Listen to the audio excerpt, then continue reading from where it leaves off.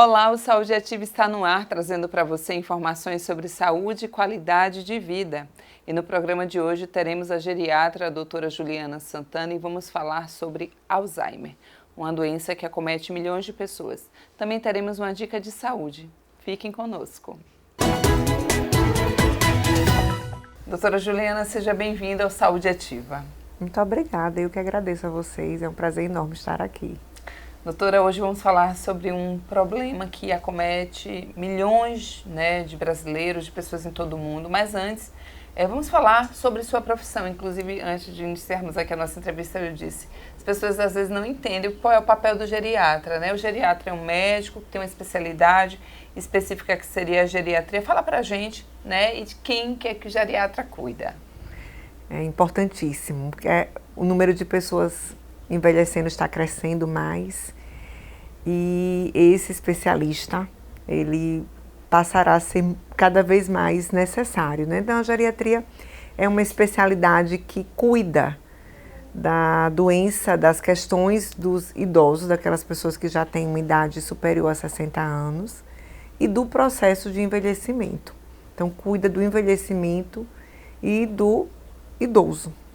Então, ele é aquela especialidade que aprende quais são as transformações, quais são as mudanças que acontecem no corpo ao longo que vai envelhecendo, à medida que se vai envelhecendo, quais são as peculiaridades da pessoa envelhecida, quais são as patologias mais frequentes, como lidar com tantas comorbidades, quais os medicamentos que são apropriados ou não na terceira idade, quais são os critérios de saúde na terceira idade. Então, a geriatria tem esse olhar, né? O olhar da terceira idade e o olhar do processo de envelhecimento. E falamos também sobre quando buscar ou quando levar alguém ao geriatra. E a senhora me deu uma resposta que eu fiquei, gente, não é possível, a gente só pensa o geriatra para um idoso, uma pessoa mais velha. Mas quando é que a pessoa já deveria ir em busca deste profissional, doutora? Então, a gente fala que é importante você chegar um pouquinho antes ao geriatra, em torno de 45 anos, para que a gente possa identificar riscos, para que a gente possa traçar um caminho, um caminho que você possa buscar o envelhecimento ativo, saudável, da forma como você quer envelhecer. Porque o envelhecimento ele é um processo. Sim. Ele ocorre a partir dos 30 anos, até que você chegue à terceira idade, você vai passar por uma série de fatores que, se for preparado, for planejado, possivelmente você vai chegar melhor à terceira idade. Então, eu diria que todo idoso deveria ter um geriatra e que seria interessante as pessoas antes da idade de idoso também comparecessem ao geriatra. Importante, vale ressaltar isso. A gente sempre fala da busca dos médicos, e essa é uma prevenção. A gente trata aqui sempre no programa essa questão da prevenção, gente, de não buscar o especialista quando a gente já tem um problema. Prevenir, identificar riscos, facilita muito para que a gente evite problemas no futuro, né, doutora? É muito importante isso. Exatamente. Muitas coisas podem ser evitadas. Imagino. Doutora, hoje, o nosso programa é para falar sobre o Alzheimer. A gente tem aqui dados que no Brasil mais de 1 milhão de pessoas vivem com alguma forma de demência e em todo o mundo ao menos 44 milhões de pessoas vivem com demência. E a gente falando aqui sobre o Alzheimer. O Alzheimer é uma demência. Explica para quem nos assiste, doutora, o que seria o Alzheimer? Bom, a doença de Alzheimer é uma doença que prejudica as atividades mentais superiores, as atividades cognitivas, como memória, aprendizado, concentração, atenção, linguagem, que são funções mentais que nos fazem viver num mundo de relação.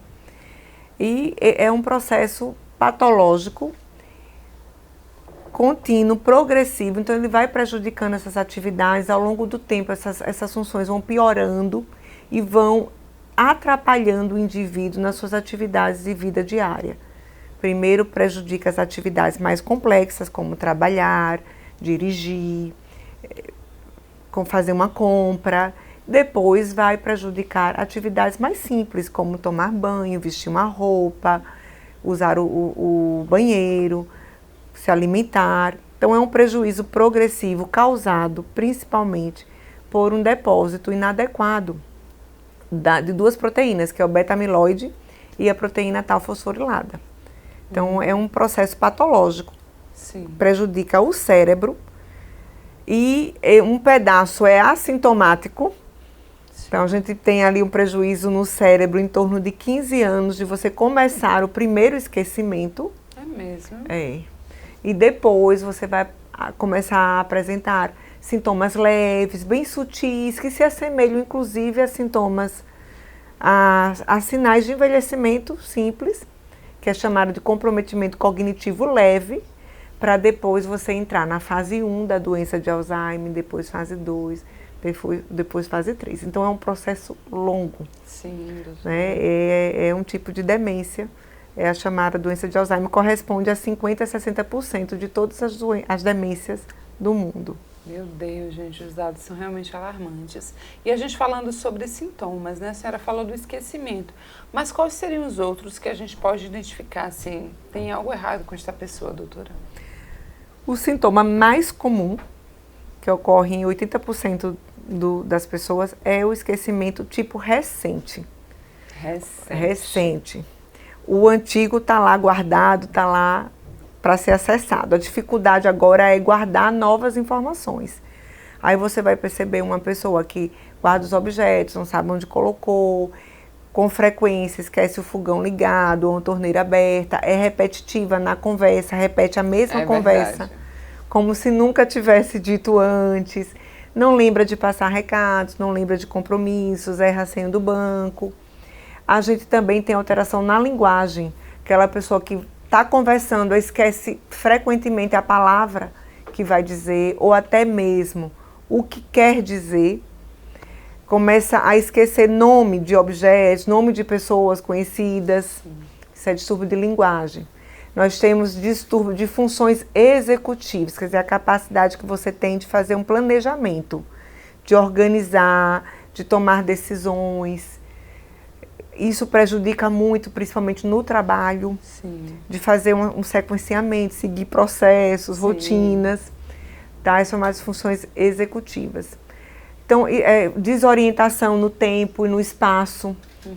Então, você começa a perceber que a pessoa não sabe o dia da semana, sim, às vezes o mês em que está, ou vai para um local. Então, a gente tem muito isso no consultório. A pessoa vai para um local que sempre foi shopping da cidade, de repente se perde no shopping. Entendi. Não sabe onde colocou o carro, às vezes procura o carro no estacionamento, mas não foi nem de carro, às vezes não foi nem de carro. Ou às vezes diz que o carro foi roubado, a gente tem muito essa história, o carro roubou, né, foi roubado e quando você vai ver a pessoa não foi de carro para o local.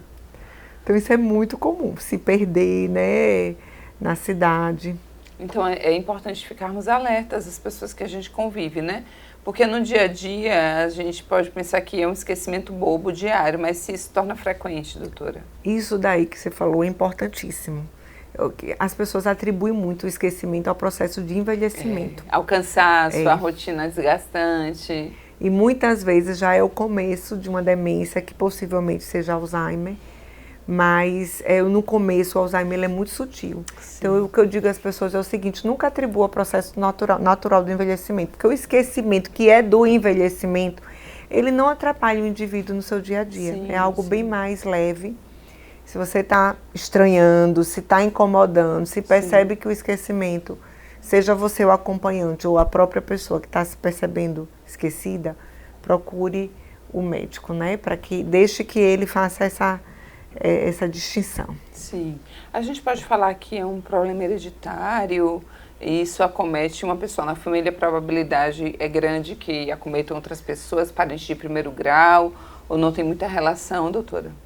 Existe a doença de Alzheimer genética, que graças a Deus é a menor parte, e que causa uma doença normalmente grave e de início mais precoce, a chamada doença de Alzheimer de início precoce. Se inicia normalmente antes dos 60 anos, é decorrente de genes autossômicos dominantes, então a pessoa vai ter.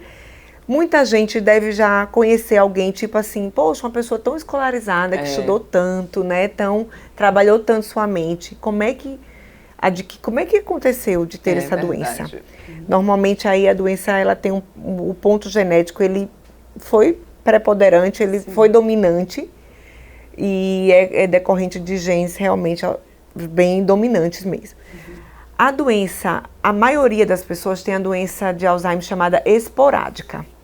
Nesta, até o fator genético pode existir, mas ele não é dominante. Entendi. Ele é um fator que vem assim, ele aumenta a sua chance de ter.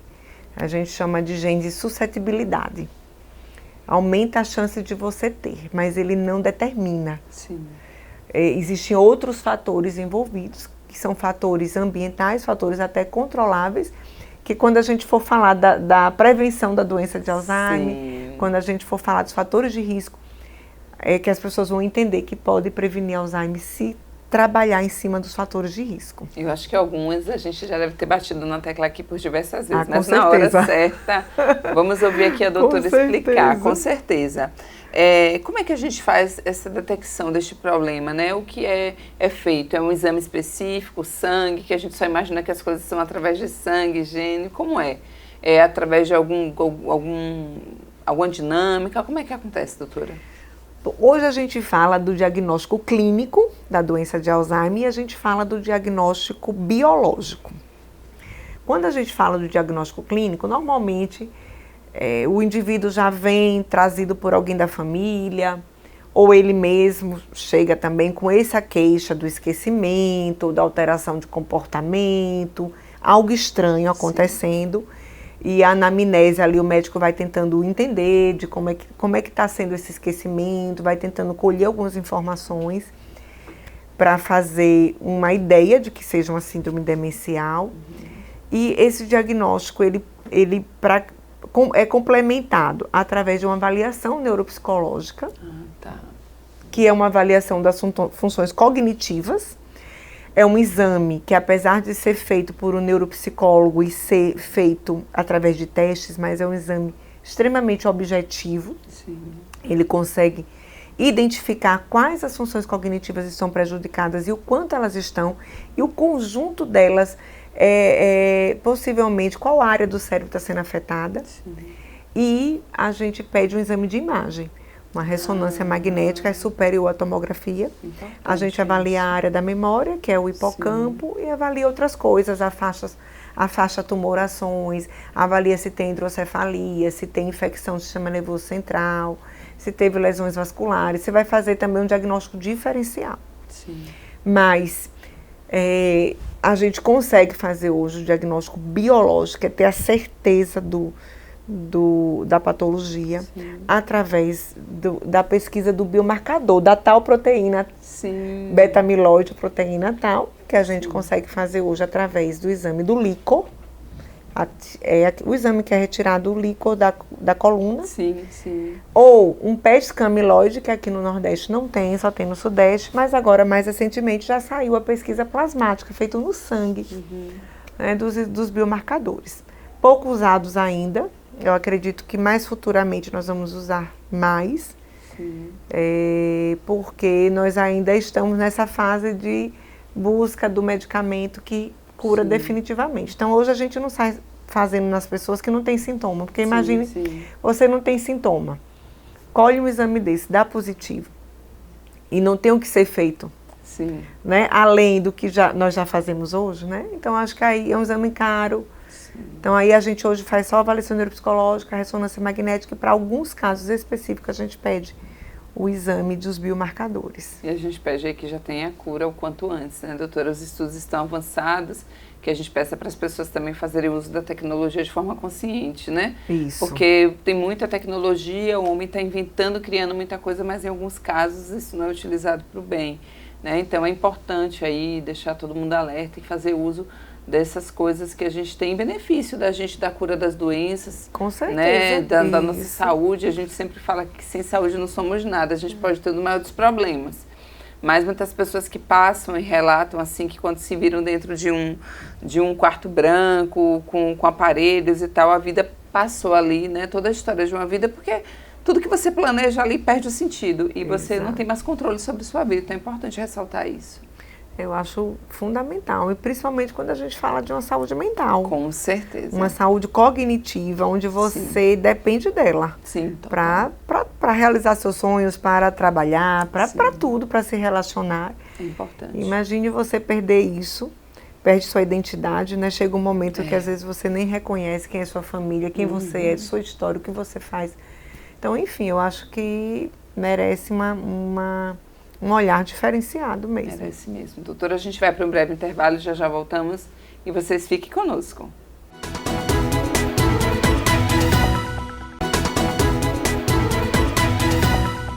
Estamos de volta com o Saúde Ativa e hoje o nosso bate-papo é com a geriatra, a doutora Juliana Santana. Estamos falando sobre mal de Alzheimer. Se vocês perderam o primeiro bloco, não tem problema algum. Vai lá em nosso canal do YouTube, coloca Câmara Municipal de Aracaju e você pode assistir a reprise deste programa e de outros. Toda semana a gente recebe aqui um profissional da área da saúde esclarecendo alguma dúvida para você. Doutora, a gente falou sobre diversas coisas aí do mal de Alzheimer e também eu queria saber se a atividade física, a alimentação, ela pode impactar numa melhoria das pessoas que têm o Alzheimer e também pergunto se essas características de ter uma boa alimentação, atividade física e cuidar da nossa saúde mental, elas podem também contribuir para que a gente talvez evite a doença. Com certeza. Como eu falei no outro bloco, né, a gente tem os fatores de risco, Sim. ou fatores que predispõem a pessoa a ter a doença de Alzheimer. Um deles é a inatividade física, a falta do exercício físico, a alimentação, que hoje é muito rica, né, é industrializada, rica em conservantes, em açúcar, também interfere negativamente, como todos os outros, você controlar fatores de risco cardiovasculares, evitar o cigarro, sim, evitar o álcool, traumatismo craniano, disfunção auditiva é um fator de risco para a doença de Alzheimer, ansiedade e depressão, a gente diz hoje que depressão e ansiedade são fatores de risco reversíveis, né, para a doença, sim, de Alzheimer, e a falta também de atividade mental. Então o exercício físico ele favorece em diversas funções, tem várias formas de contribuir, ele melhora a circulação cerebral, melhora a oxigenação, a nutrição cerebral, ele libera algumas substâncias que são importantes para os neurônios, para melhorar as sinapses dos neurônios e contribui também com controles das doenças cardiovasculares, metabólicas, que quando não controladas também interferem na doença de Alzheimer. E a alimentação, eu diria a você, uma alimentação pobre em açúcar, pobre em gordura, uma alimentação pobre em industrializados. A gente precisa, sim, ter uma alimentação rica in natura, que tem menos conservantes. A gente precisa ter uma alimentação rica em nutrientes. Sim, né? Claro. Isso é muito importante, porque o que a gente bota para dentro é o que vai nutrir as nossas células. E aí eu queria destacar para o cérebro as frutas vermelhas, que elas são muito importantes. Importante. Isso. Quais seriam as frutas que a senhora tem de lembrança para deixar as pessoas já bem alertas? Morango, mirtilo, romã, a uva roxa. Ela tem bastante resveratrol, né, que são antioxidantes. Então fica aí a dica para as pessoas. Melancia, então se preocupe com as frutas vermelhas, com os peixes de água salgada, como é o robalo, a sardinha, sim, o atum, enfim. Frutas, vegetais, fibras. A alimentação, que os nutricionistas falam tanto, né, que é importante a gente se alimentar bem. Justamente sobre isso.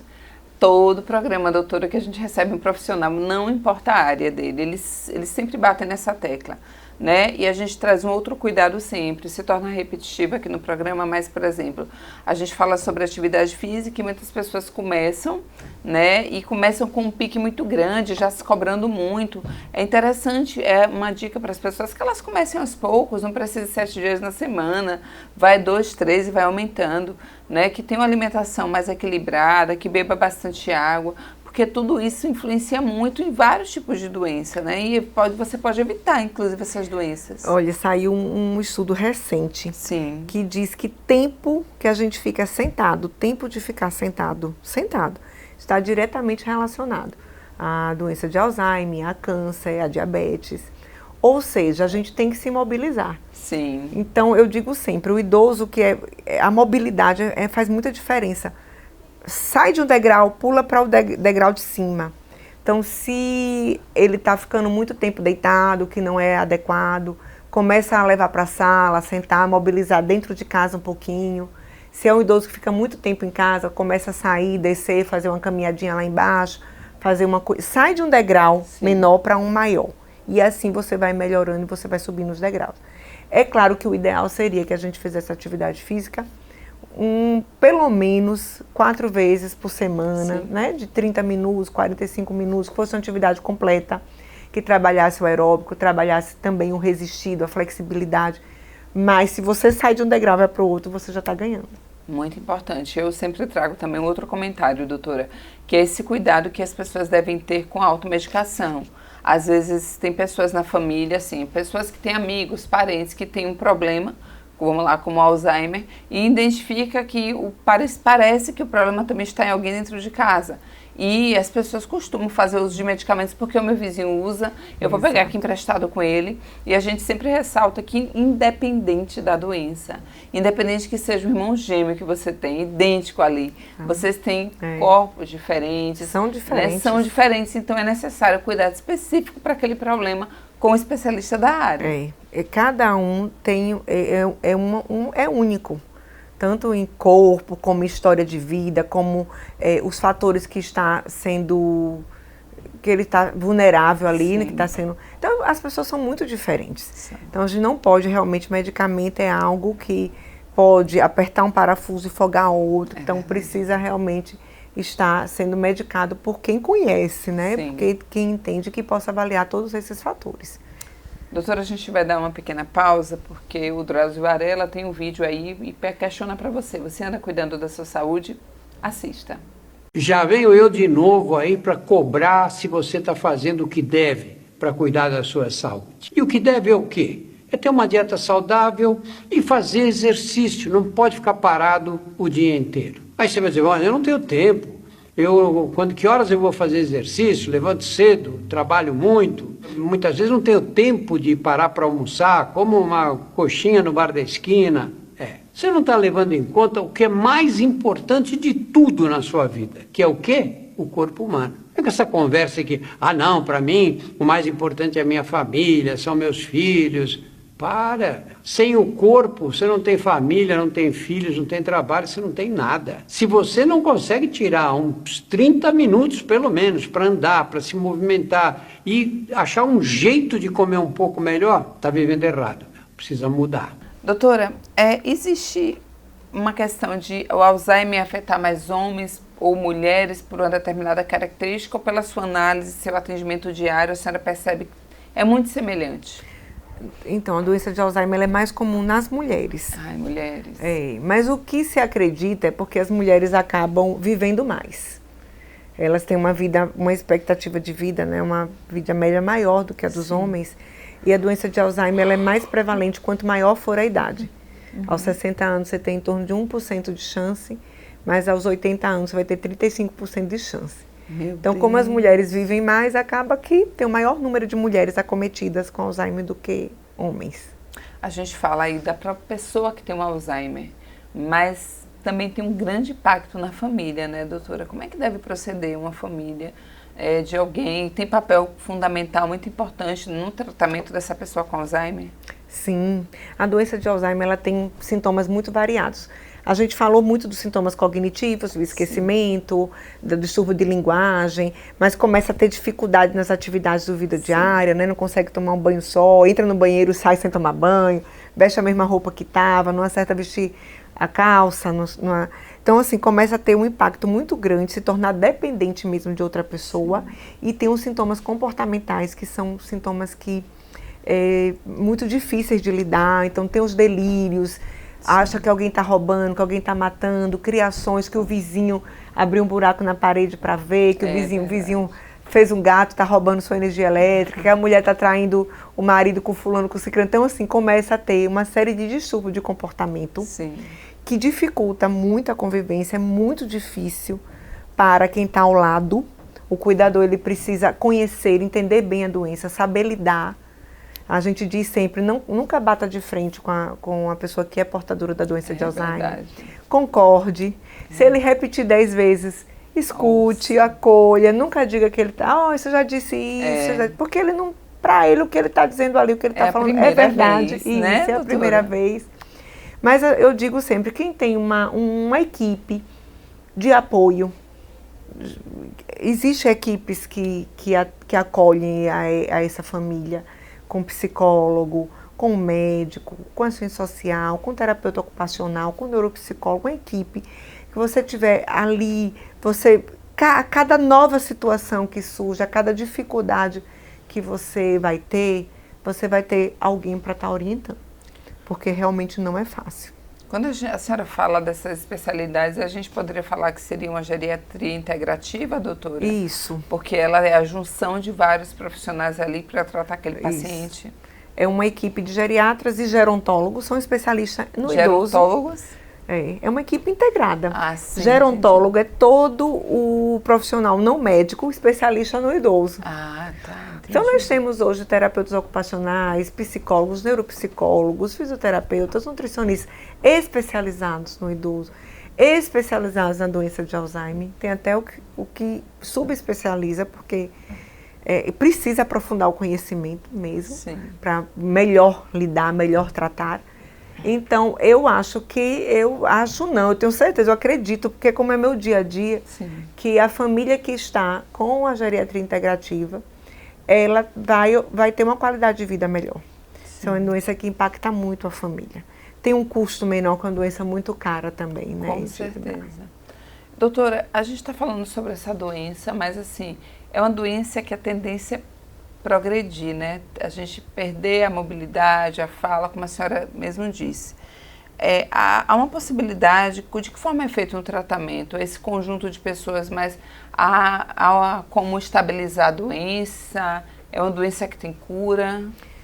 Hoje a gente fala o seguinte, a doença de Alzheimer é uma doença progressiva, degenerativa, vai piorando em função do tempo, mas obviamente quando você faz um diagnóstico mais precoce, inicia o tratamento de imediato, quanto antes você iniciar o tratamento, melhor, mais otimizada vai ser a vida daquela pessoa. Sim. Então a gente usa o medicamento, existem medicamentos hoje para frear a velocidade de progressão da doença, para fazer uma melhora sintomática também da doença.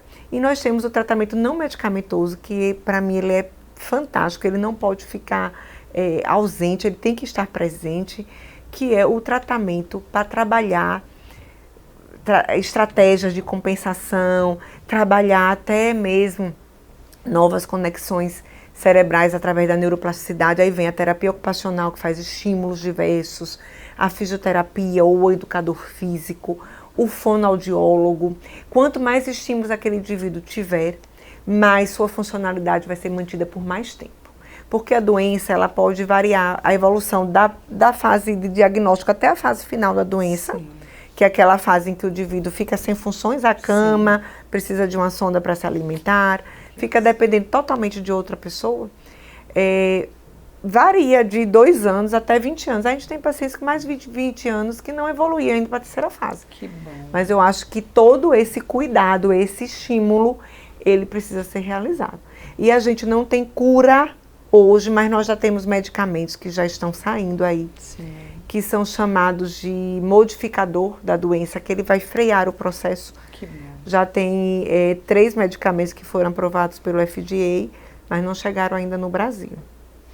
Doutora, realmente é um problema que acomete e muitas pessoas, e muitos não sabem lidar. Justamente, uma pessoa que descobre que tem um Alzheimer, ela tem qualidade de vida a partir disso, porque eu imagino que ela achou que o que era um probleminha, um problemão, porque não é uma doença simples, e o psicológico deve mexer. Essas pessoas descobrem a princípio no começo, porque esqueceram a panela no fogo, esqueceram de buscar o filho na escola, elas continuam com a vida normal, ou elas já começam a parar, porque precisa tratar e a tendência é que piore? Algumas delas nem se percebem doente, não tem percepção.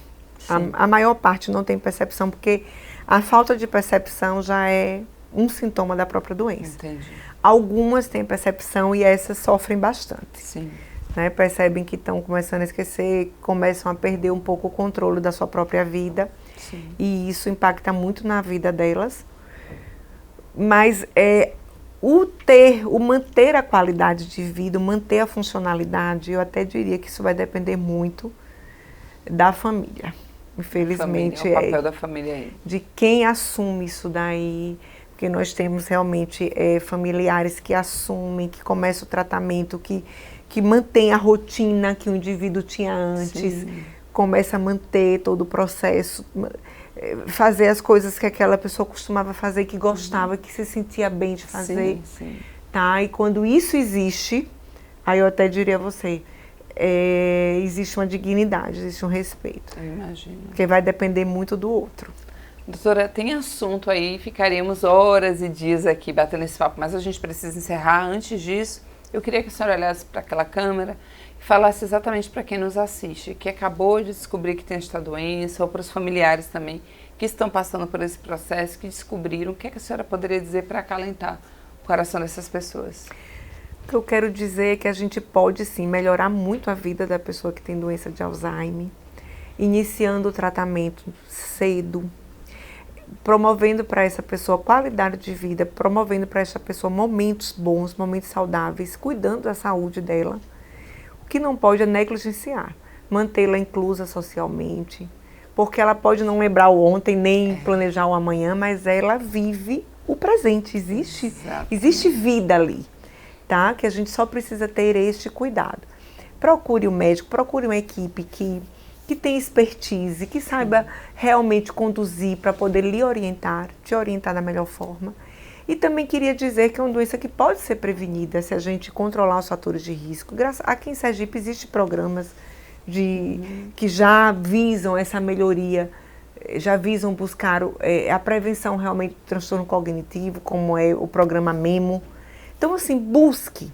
Se você tem medo de ter o Alzheimer, busque fazer a prevenção. Se você já tem na família alguém com doença de Alzheimer, leve de forma mais leve, não absorva muita coisa e procure uma equipe que vai lhe orientar de uma forma que você tenha a sua vida otimizada e que o outro também possa ser melhor cuidado.